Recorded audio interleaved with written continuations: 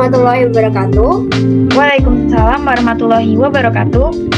Perkenalkan, kami dari kelompok Filsafat Yunani yang beranggotakan saya, Widya Al-Karimah dengan NIM K8421006 dan rekan saya, Mesita Anggraini dengan NIM K8421031 akan mempresentasikan hasil diskusi kami tentang pemikiran tokoh filsafat Yunani. tokoh dan pemikiran filsafat Yunani. Yang pertama adalah Thales. Thales dikenal sebagai Bapak Yunani. Pemikiran Thales muncul saat 624 sampai 546 sebelum Masehi. Pemikiran Thales yang paling terkenal adalah pemikiran bergerak dari alam ke manusia dan perilakunya. Apapun jawabannya asal rasional, bukan mitos, ilusi, dan kepercayaan. Apeiron merupakan unsur yang mencakup dan di atas segalanya, dari memahami air, bergerak menjadi uap atau gas.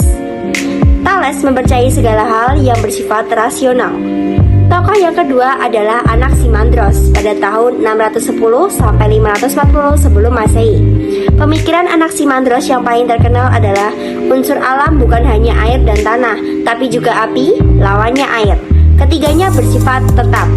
Pemikiran tokoh yang ketiga adalah Heraklitos pada tahun 540 sampai 480 sebelum Masehi. Pemikiran Heraklitos yang paling terkenal adalah alam itu berubah dari dingin ke panas, atau sebaliknya, terus alam itu dinamis. Pertentangan itu kebenaran kosmos. Hakikat alam adalah gerak dan perubahan. Pantarai dan Menel mengalir tiada satupun yang tetap. Api merupakan unsur alami alam selain tanah dan juga air. Pemikiran yang keempat yaitu Pythagoras pada tahun 580 sampai 500 sebelum Masehi.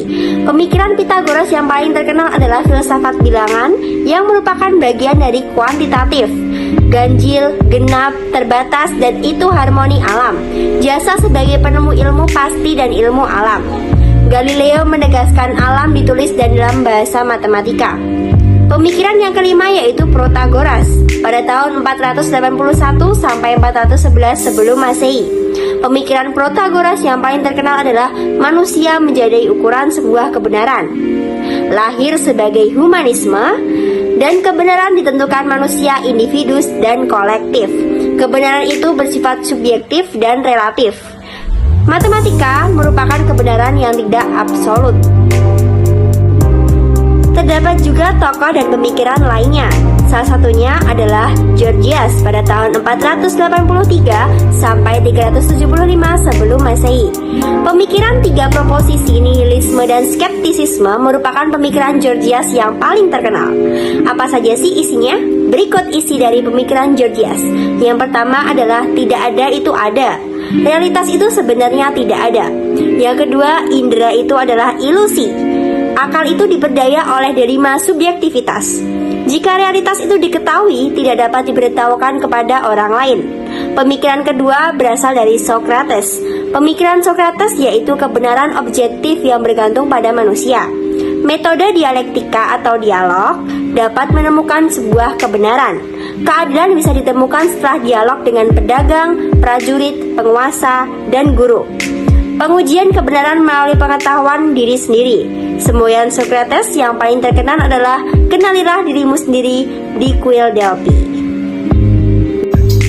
Plato mempunyai pemikiran esensi itu mempunyai realitas dan realitasnya ada di dalam idea. Kebenaran itu ada di alam idea. Kebenaran umum, empiris, dan khusus idea menjadi metode penemuan kebenaran ala Plato. Menurut Plato, idea tidak diciptakan oleh pemikiran manusia. Idea tidak tergantung pada pemikiran manusia, melainkan pikiran manusia yang tergantung pada idea. Idea adalah citra pokok dan perdana dari realitas, non-material, abadi, dan tidak berubah.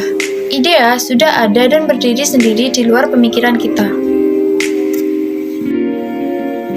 Selanjutnya, Aristoteles. Aristoteles menjelaskan bahwa materi tidak mungkin tanpa wujud karena dia mempunyai eksis.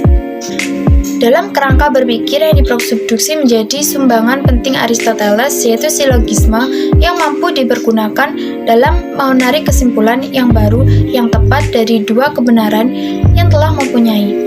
Misalkan, mempunyai dua pernyataan atau premis. 1. Setiap manusia pasti akan mati. Premis mayor. 2. Sokrates yaitu manusia. Premis minor. Karenanya, mampu ditarik kesimpulan bahwa Sokrates pasti akan mati. Konklusi. Mengenai sistem berpikir deduktif atau deductive reasoning yang bahkan sampai kala ini masih diasumsikan sebagai landasan dari setiap pelajaran tentang logika formal. Walaupun demikian, dalam penelitian ilmiahnya, dia menyadari pula pentingnya observasi, eksperimen, dan berpikir induktif atau inductive thinking. Dampak positif sofis terhadap filsafat ilmu. 1. Semangat gerakan baru dalam berfilsafat. 2. Persoalan pokok dalam filsafat bukan alam, tetapi manusia. 3. Lahir gerakan humanisme.